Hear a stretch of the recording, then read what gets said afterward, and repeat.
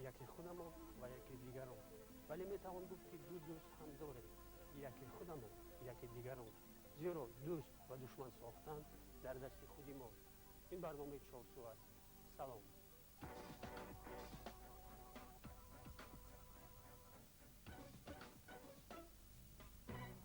موضوع امروزی برنامه ما خلوگی است. این موضوع امروز در برنامه تحلیل میکنیم. معرفت شکرова مدیر شعبه رشد گیمدری و مناسبت‌های بین‌المللی کمیته کارگزاران و عالی نزد کلوب جمهوری تاجیکستان، حمزه حکیمزاده ادوکات رئیس ادوکات‌های وکالتدار جمهوری تاجیکستان، محمود کبیری روحشناس، عبدالکریم مصطفی‌قلوف استاد دانشگاه اسلامی تاجیکستان نایب رектور و عبدالرحیم عمریان نماینده مرکزی مطبوعات وزارت کارهای داخلی جمهوری تاجیکستان. قبلا خوش آمدید به صحبت جمهوری رئیس. همیشگی ما وابسته به موضوعی که انتخاب کردیم یک چند آموزه کردیم و قبلا آن را برایتان منظور میکنیم نسبت اندیشه ها، ملاحظه ها و پیشنهادهایی که دارید خواهید در این موضوع.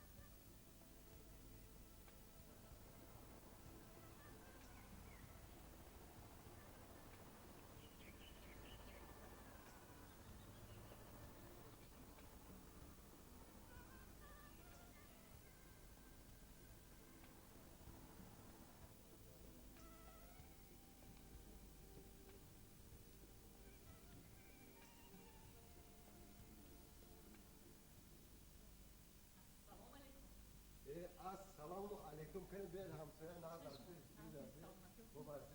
شگر Magazine vom Wohlbudasco? ها مرا مدرسه شینید Koçke. شگر نشه Saldo dar avcmi? چشم نکنه همسایه یک روز سودا نه یک روز سودا یک روز درآمد هست یک روز ریسک یا ریسک شکر بیاد همسایه جان. همین میخواهید که همین پولتون هر درآمد زور بیارد؟ کی نمیخواد پولتون ندارید نباشد. پولت با باید سیز باید پیشتون برسد نه. ابرود دادن ابرود انا ریسک شد. انا به درآمد. من هم خیلی میکنم نه شما منو نفهمیدید ولی درست من با میگم. تلفن کردم پرسیدید اونجا موضوع خیلی ارزان شده. مثلا میبینید ماشین خیلی ارزان شده. ما 3 نفر پول پرداختیم چیزهای لازمی رو میخرید کردیم. رفتن میاریم با نرخ ارزان میفروشیم درآمدشون برابر تقسیم میکنیم. معقول میشمه؟ آنه که اینجا میبل رو ناز میخرم شما میبین در کاری هستید؟ میبل در کار رو لکی من اصلا نمیتونم شما سودا بودید رفتن شما شرط نیست مسئله جو. من خودم شما رو میگیرم خودم رو پولشم نکنم رو پولش خودم میگیرم. فقط شما همین چیزی در کوره پولش هستید بعدی 1.5-2 ماه حتما شما یا ماشین یا میبل میگیرید. یک تشکرش دویوم شما به پول میافتن همسایه جون باور گفتون درست تو لیکن خود فریب و نیرنگ بسیار شده که آدم میترسد شما ماما باور نمیکنید شما همسایه منی همسایه من چند وقت شد ما همسایه لبه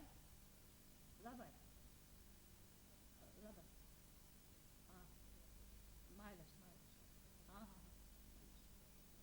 خب چند وقت شد؟ 6 ماه شد. در همین 6 ماه نونو نمک خوردیم. شما گمان کردید که من یارو میتونه که خلوبه درست مسیب در همسایه شما خفانه شده ایمونه دیمه شما من خیلی شما در نظر ندارم همسایه نخواد لازم نباشه لازم نیست ایسید همسایه جون من روزی 2 اسپال گارنتوری نه یک ماشین تایوتا کامری برای پسرم بردم با نرخ دوبای چند پول میشود؟ نرخ دوبای $10,000 بس میرسه شما Кадом шудаги гифтед ку? ой аҷоиб шумо чихел тоҷир ҳастед. ягон одами кӯчагӣ мегуфт фалдо пасар кор намедошт ман бовар мекардам ки намефаҳмад. охир як ҳамин спальни гарнитури нағзатон аз $2,500 було. баъд Toyota Camry гуфтаитон $8,000 було. $2,000 соз дар кисаи худатон мегирад. шумо раҳи пул наспоред, ташвиш накашед, тамоши наспоред, ягон кори дигар накунед. ҳамаш дар гардани ман. боз чеш накунед. ман рӯи хотири ҳамсоягӣ хостам шуморо ёрдам кунам ҳамсояҷон. дигар ягон чизи зиёдтини ягон фикри дигар накунед ҳамсоя. Майлаш, ман розӣ. Лекин ҳозир ин қадар пул дар дастам надорам. ҳеҷ гап не. ҳаво биёред. ман пас фардо билет дорам. ё ин ки бегоҳ бегоҳ шаб хона биёред. Майлаш, ки дер нашавад. майлаш, ман розӣ. ҳай маслиҳат амина. Майлаш. ду спальни гарнитур, як мошин. Мошин Toyota Camry. ҳамон пулаша тайёр кунед, ман пагу Майлаш. Хушомадам. бегоҳ Бегоҳ. бегоҳ ҳатман ҳаст. Майлаш. Хушомадам. барори худ муваффақ шумо. Оббо! Мешудай ту?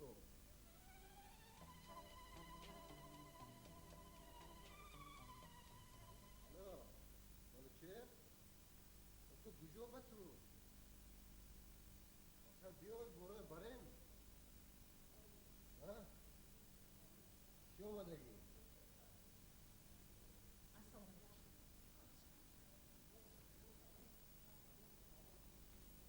Майлаш, фақат дур нарав, ман ҳозирман. Ман занг мезанам. Чишму. На, саломатиё. Онангиё бачаҳо ҳама то инҷан? шаб омад. ҳа, аммо пулҳоро дертар ҷамъ кардам, барои нахозам низ пиша шуморо нокор созам. хай овардедем. Овардам. биёред. Марҳамат. На. ҳалвакӣ мемӣ? Не. ҳамаш дуруст ми? Дуруст. хай маслиҳат ҳама маслиҳата. яъне ки шумо ба дута спальни гарнитури нағзу Истедам ҷон. якта мошини Toyota Camry. Истедадам. Аввал пулро ҳисоб кунед. баъд ба ман забонхат диҳед ки аз ман чӣ қадар пул гирифтед. худоя шумо ман бовар намекунед. Не, забонхат наисами? биёред қағаз. бовар мекунам, но баҳар забонхат бошад, забонхат ҳечи гап не. ручкатон аст? биёред. ҳечи гап не. забонхат. фамилиятон чӣ буд? қудрат.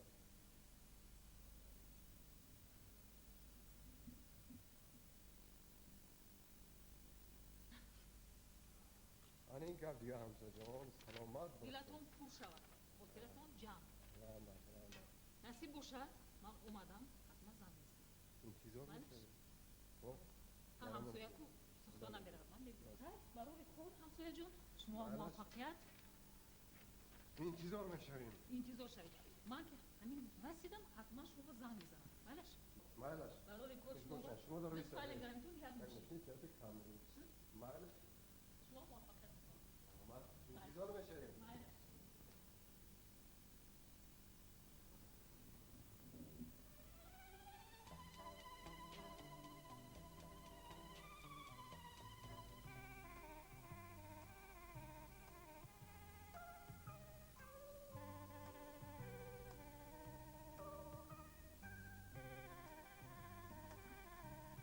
маблағи шумо чӣ қадар буд? $5,000 америкоӣ. марҳамат дароед. мумкин биёед. ан аз ин тараф гузашта бишем. рафиқ муфаттиш, ҳамон аризаи ман дар бораи пули ба ҳамсоям додам. ҳамсоятонро пайдо кардем. нахоб, чӣ мегӯяд? пули маро медиҳад? медиҳаду дертар. натарсанад илтимос. дар вақташ фикр кардан лозим буд. ҳамсоятон мегӯяд ки ман пулмо нагирифтам. чӣ хел? ина забонхат аст. ина забонхат. мегӯяд ки забонхат ҳам надодааст. касе шоҳидам нест ки ӯ аз шумо пул гирифта бошад. ин чӣ хел мешавад? мисли шумо ана ин 3 нафарро ҳам фиреб карда пулҳояшро гирифта ба манфиати худаш сарф кардааст. ҳоли ӯ дар куҷост? дар ҳабсхонаи муваққатӣ. онҷо чӣ кор мекунад? пули маро намедиҳад. онҷо чӣ кор мекунад? аз булояш чандин нафарони фиребхӯрда мисли шумо арза навиштаанд. акнун мо дафтарчаи амолашро варақ зада мувофиқи кирдораш ҷазо медиҳем. با پولهای من چی می شود؟ میدهد یا؟ ин қаллобӣ аст, на ҳама вақт пулро бармегардонад. дар вақташ калларо корфармондан дар кор бурд. бадиаш дар ин аст ки ӯ инкор мекунад ва мегӯяд ки дар ҳаққи ӯ тӯҳмат карда истодаанд. мо кӯшиш мекунем ки мӯйро аз хамир ҷудо кунем. ای وای، این چی کاری کردم بود؟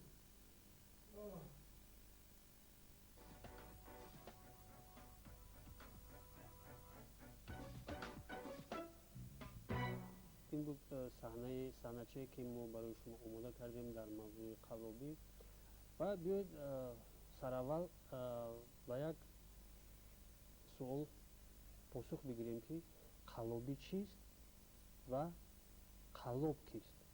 мутобиқи моддаи 247 кодекси ҷиноятии ҷумҳурии тоҷикистон, қаллобӣ яъне ки тасарруфи амволи ғайр, яъне ба даст овардани амволи ғайр бо роҳи фиреб ва бо сӯистифода аз боварӣ мебошад, ки 4 банд дорад ва ҳамаи ин бандҳо вобаста ба оне ки маблағ чӣ қадар аст ва ба кадом маблағ зиёд аст, ё ин ки бо ресидиви махсусан хавфнок ё ки бо гурӯҳи муташаккил масалан ҳамин гуна қаллобӣ ташкил карда мешавад, ба муҳлатҳои гуногун то масалан моддаи 247 қисми 1 ҷарима дорад, масалан моддаи 2 баъд аз он то 3 то 5 сол сар мешавад ва охирон то 12 сол аз озодӣ маҳрум кардан мавҷуд аст. солҳои охир мувофиқи баъзе маълумотҳои оморӣ шумораи қаллобӣ ва онҳое ки ба ин кирдор даст мезананд нисбат ба солҳои гузашта зиёд ҳам шуданд. агар ман хато накунам инҷо абдураҳим бадкирам дар ин гуфтаҳои маро тасдиқ ҳам карда метавонад. мутаассифона дар ҷомеаи имрӯз дар вақтҳои охир шумори нафароне ки даст ба қаллобӣ мезананд ва мехоҳанд бо роҳи муфт ба даст биёранд маблағеро афзуда аст. масалан барои мисол ҳоло мо як наворере ки шумо пешкаш карде тамошо кардем, ана ҳамин гуна ҳодисаҳо дар зарфи масалан 7 моҳи соли равон 1301 ҳодиса ба қайд гирифта шудааст дар назди масалан мақомоти корҳои дохилӣ, ки нисбат ба ҳамин давраи соли гузашта 35.1% бештар аст. ман бисёр мутаассифам ба ҳайси як масалан шаҳрванди ҳамин кишвар дар робита ба боло рафтани ҷинояти қаллобӣ дар ҷомеа. лекин як нуктаро бояд зикр намоем ки ба худ суол гузорем ки сабаби ин дар чи аст. пеш аз ҳама ман фикр мекунам маърифати пасти ҳуқуқии шаҳрвандон. пеш аз он ки масалан ба як нафар бовар мекунанд ё ин ки маблағи худашонро бароварда метиҳанд, фикри як масалан фоидара мекунанду тавассути масалан ҳамон нотариус ё ин ки дигар санадҳои ҳуқуқӣ амалкунанда маблағи худашонро пешкаш намекунанд. масалан ба ҳамон нафаре ки ба бовариашон дар омадагӣ аст намедиҳанд. аз ин хотир масалан онҳо ба доми қаллобон мепечанд ки оқибаташ масалан рафта додувой карда ба суду ба дигар мақомоти ҳақдор муроҷиат мекунанд. мегӯем ки мардуми қаллоб, онҳое ки ҳамин гӯем дар нохунак истеъдод доранд, табиатан мардуми хеле маккор ва аз нигоҳи психологӣ равонӣ омода мешаванд ба ҳамин кор. яъне ки онҳо аввал меомӯзанд шахсеро ки мехоҳанд аз ӯ пул гиранд ё ӯро фиреб диҳанд, баъд чӣ хеле ки мегӯянд ба ҳуҷум мегузаранд, мисле ки дар саҳна аст. чаро имрӯз ин зумра мардум ба чунин психология дода шуданд ва ин чиз аз чиз сарчашма мегирад? мо бояд ба решаи калимаи қаллоб фикр кунем, назар афканем ки аз қалб гирифта шудааст ва маънояш об кардани қалб аст. дил ёфтан аст, дуруст шумо гуфтед. ва ин раванд аввал аз замоне сар шуд ки ҳаётро офариданд, яъне ки шайтон қаллобиро якум кард, бифирефт момоҳаҳоро ва бобоёдамро. ва акнун бинед ки ин ҳамрадифи ҳаёт ҳаст. ва албатта мо аз طرف‌های گوناگون باید به این قلابی نظر افکنیم. یکی از سبب‌هایی که مثلا حالا در جمهوری ما این زیاد شده ایستاده است موافق گفته‌های برادرمون، سببش این بحران اقتصادی است که تاثیر رسان به اکثر آدمان پولی، یعنی آدمان رو برگرداندن نتوانستند. یعنی این کاری با شورانه است و خوشبختانه قلابانی کسبی در تاجیکستان ما کم هستند. اینها گویم که از در حقیقت کوشش میکنند که همون پول گرفته یا چیزی گرفته رو برگردانند، ولی شرایط ها، حالت های گوناگونی که آنها به نظر نمیگیرند روش کار خود را و مثلا مفلس میشوند، از این حساب برگرداندن نمیتوانند. و طرف دیگرشون است که در حقیقت بعضی از آنها پسیخولوژی قلابی را از خردی یاد میگیرند. چون این آدمان اساساً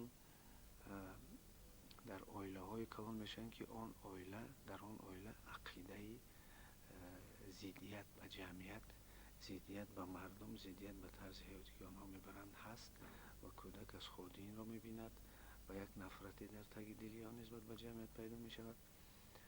دوم اینکه کودک در عائله‌ای که کودک رو دوست ندارند و کودک یکمین سر میکند وقتی میبیند که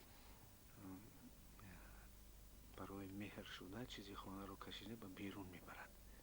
و سوم اینکه اگر کودک رو بیشتر دروغ گویند، پدر و مادر یعنی که روی راست دروغ گویند، این سبب یان میشد که کودک ناحقی رو میبیند و وقتی که ناحقی رو میبیند یک ضدیت نسبت به آن آدمان کلانسال پیدا می شود و هر گاهی که کارهای پنهانی را می کند، عملهای پنهانی را می کند و این سالیان زیاد دوام می کند، در او یک اساتسه های بین مینه سر، بین نیرونهای مینه سر پیدا می شود که در این کار گویو از خردی مشق می کند. اول دروغ می گوید، با دروغ رو همچون یک شکلی گویم که واسطه بعد از در آوردن یگان درآمد میشد و آهسته آن را همچون یراق بر ضد آدمان استفاده میبرد. این مبین اسلام چی میگه در این مورد؟ پیامبر علیه السلام آید این موضوع میفرمایند که من غشنا فلیس منا، یعنی کسی اگر در میان مردم مکاری، فریبی، مفتخوری، خب یعنی چندین عمل ها در اینجا ذکر شدند که با این راه ها استفاده میبرند، اون کس چی از ما نیست. یعنی وقتی که پیغمبر جدا کردن که از ما نیست، الکی ما اون چی مسلمان گفتن نمیتونه، چون که اسلام این یعنی راه مفتخوری رو حرام معین کردن. کسی اگر مفت میخورد و خداوند در آیه کریمه صراحتا فرموده است که ولا تأکلوا اموالکم بینکم بالباطل، یعنی شما مالهای یکدیگر را برای فریب، برای خطا استفاده نبرید که اون حرام است. وقتی که انسان میبینه یعنی سبب شما اونجا گفتید که سبب در چیست، یعنی من فکر میکنم که سبب یکم در ساده بودن همون تاجر است، چون که در سوژه دیدیم، یعنی با وجود دارایی اینقدر از حد زیاد باز حارس است نفس. و بزرگ فرموده است که شنیدم ز مرد نیکبخت بارها که از مشق کردن نیکو شود کارها، یعنی اونها چنان این راه را استفاده بردن که در این راه خود استا شدن.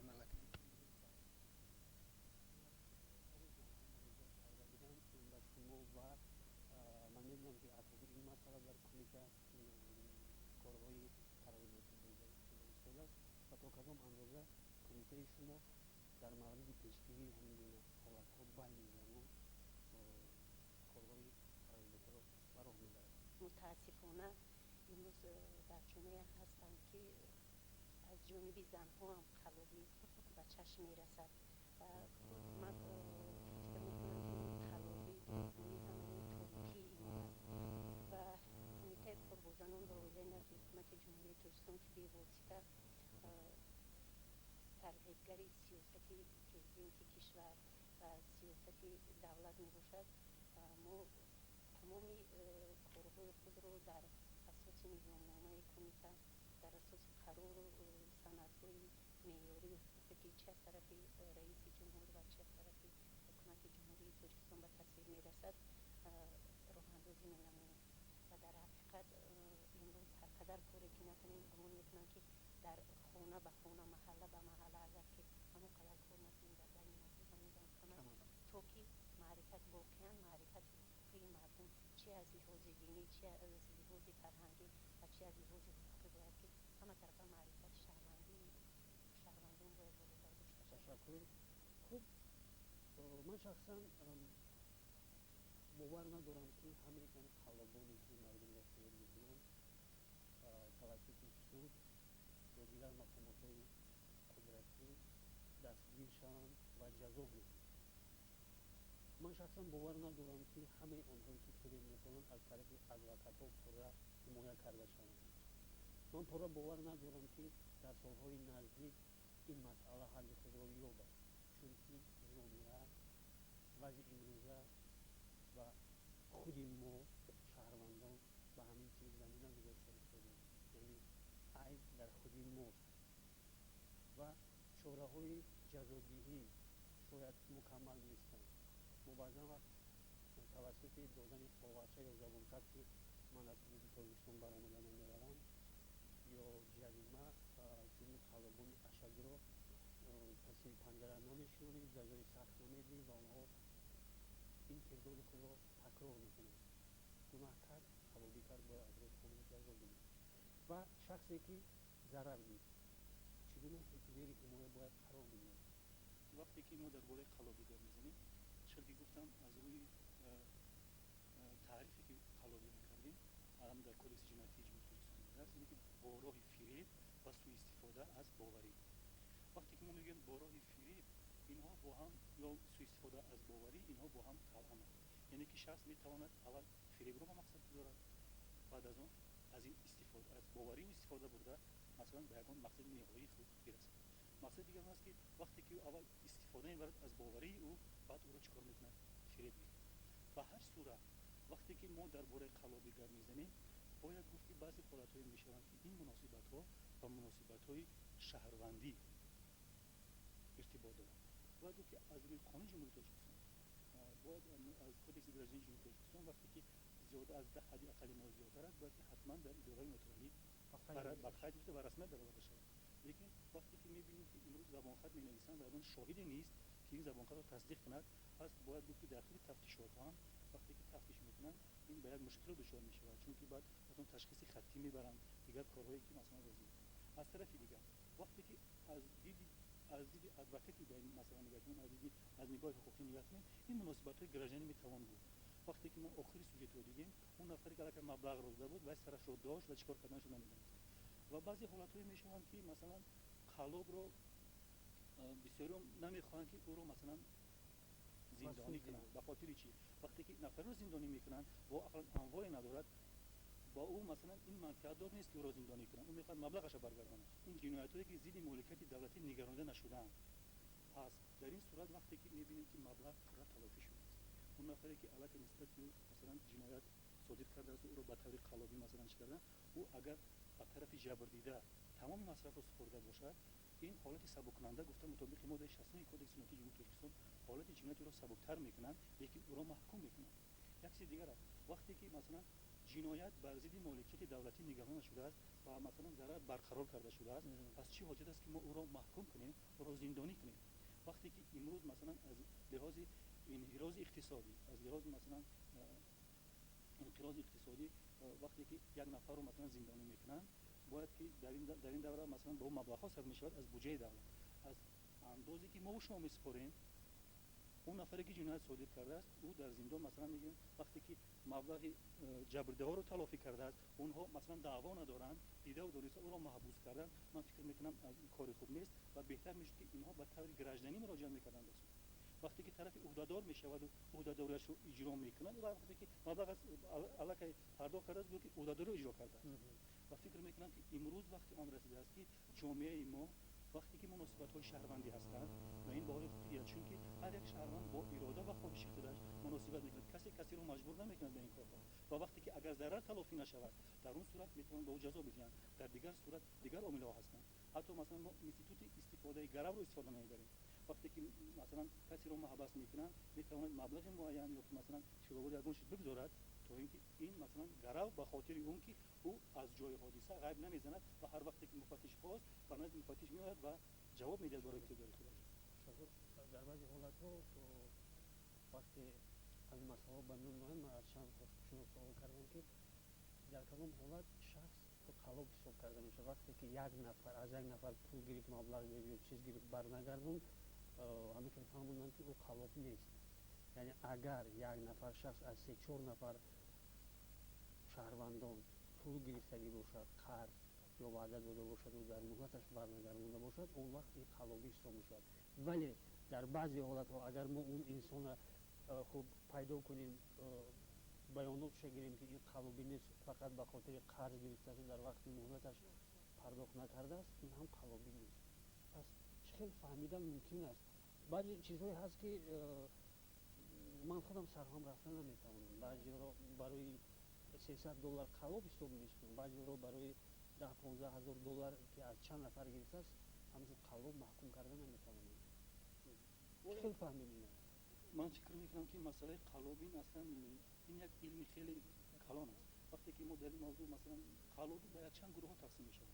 масалан ба воситаи ҳаст қалобӣ ба воситаи компютер, ба воситаи интернету хеле зиёд шудааст. масалан бо ваъда кардани ҷойи кори нағз, масалан бо восита шудан барои ба ягон ҷо масалан нафареро дохил кардан маблағ мегиранд. хуб аз дар инҷо вақте ки масалан сохтани ҳуҷҷатҳои қалбакӣ, вале ки вақте ки шахс масалан ҳуҷҷатҳои қалбакӣ месозад ба хотири гирифтани ягон фоида, агар мақсади ӯ масалан мегирем то ба охир ҷиноят содир накарда бошад, пас ӯро барои сохтани ҳуҷҷатҳои қалбакӣ бояд маҳкум кард. агар дар сурате ки он нафаре масалан мехоҳад ки ба касе пора бидиҳад ва ӯ пора надода ӯро барои худаш истифода мебарад, пас ин аллакай қалобӣ ҳамчун қалобӣ масалан квалификатсия карда мешавад. ин ҳолатҳое ҳастанд ки аз нигоҳи судӣ бояд ба ҳама ин ҷавоб дод шавад. вале дар сурате ки ин муносибатҳо вақте ки мо мебинем байни шаҳрвандон ҳастанд, дар бисёр мавридҳо масалан шартнома мебанданд, лекин дар ин ҷо муҳим он аст ки уҳдадориро оё тарафе ки ҳамин уҳдадор шудааст то ба охир мерасонад ё не. агар ӯ уҳдадориашро ба охир наратонад, мақсади ӯ масалан ҳолатҳои объектив ва субъективе бошанд ки мамоният кунанд барои масалан ҳамин уҳдадориро то ба охир расондан, он гоҳ ин мешавад қалобӣ. наметавонад ки уҳдадориро ба дӯш мегирад, наметавонад. лекин агар ӯ ваъда бидиҳад ки ин мамониятҳоро агар бартараф кунам ӯ уҳдадоришро ба ҷо меорад, қалобӣ нест. бар асоси масалан кодекси ҷиноятии ҷумҳурии тоҷикистон бо самон моддаи 247 худи қалобӣ онҷо гуфта шудааст ки ин тасарруфи амволи ғайр аст, яъне бо истифода аз боварии мардум бо роҳи фиреб ва найранг. вай сарфи назар аз он ки як нафарро ба бовариаш даромада масалан амволи ӯна тасарруф мекунад ва ҳуқуқ пайдо мекунад ба амволи ғайр, ё ин ки 10 нафарро дар маҷмӯъ масалан ҳамун як нафарро фиреб кардан ҳам ин худаш қалобӣ ҳаст, 10 нафарро ҳам виҷдон ин дар майнаи сари мо гӯем ки қисме аз фаъолияти майнаи сар аст ки рафтори инсонро баҳо медиҳад. яъне ки онҳо дар давоми ҳаёти худ ки зиндагӣ карданд омӯхтаанд, онҳоро касе хабардор накардааст аз сахтии қонунҳое ки дар байни мардум ё ки давлат ё ки умуман табиат қонуни ё ки коиноту қонуни худовандӣ аст. дуюме ки аксари онҳо зарбҳои рӯҳии сахт хӯрдагӣ ҳастанд ки як нафрати нисбат ба инсон доранд. ба забони дигар гирем, дили онҳо сахт аст, яъне онҳо бениҳоят бераҳманд. тарафи дигарашон ки онҳо дар ҳақиқат дар гурӯҳҳое мезананд ки сабаби он мешавад ки онҳоро ин гурӯҳ ба ҳамин роҳ водор месозад, яъне ки ба қалобӣ истифода бурдани баъзе сифатҳои хислатҳое ки равони онҳо имконият медиҳад ки ба дидаи мардум дарояд. ва қалобӣ якчанд намуд аст вобаста аз навъи асаб. қалобие ҳаст ки барои равона шудааст барои он ки талаботҳои нафсонии худро қонеъ кунад. инро қалобии ҷисмӣ мегӯянд. инҳо умуман бештар барои қонеъ кардани нафс, яъне талаботҳои нафсонии худро намешавад, бисёр вақт инҳоро шароит маҷбур мекунад. ҳаст қалобии эҳсосӣ ки онҳо аз ҳисоби фиреб кардани одами дигар як кайфияти рӯҳие мегиранд, як лаззате, як ҳаловате мебаранд ва инро қалобӣ гӯем شرط هم احساسی می شود. خلابی است که خلابی انتلکتوالی ذهنی، خلابی عقلی است که این روانه شده است برای آن که برتریت عقل خود را نسبت به کسی دیگر نشان دهد. میخواهیم نمیخواهیم این چیز در جمعه گذشته هم بود، امروز هم هست و باقی خواهد موند، چون که طبیعت انسان همین خیلی است.